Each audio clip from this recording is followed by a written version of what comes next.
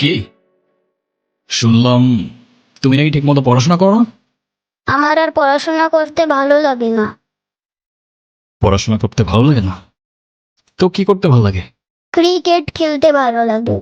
হুম, সে তো ভালো কথা, কিন্তু তুমি যদি ভালো করে পড়াশোনা না করো, তুমি বড় হয়ে ক্রিকেট খেলবে কিভাবে? কেন?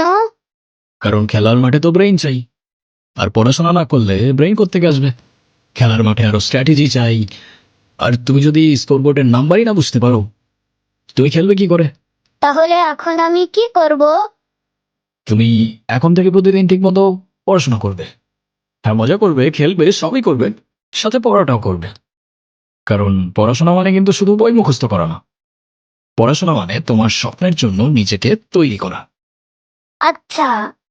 এখন তুমি যদি আমাকে কথা দাও যে যে তুমি এখন থেকে ঠিক মতো পড়াশোনা করবে, তাহলে যাও, এই বলটা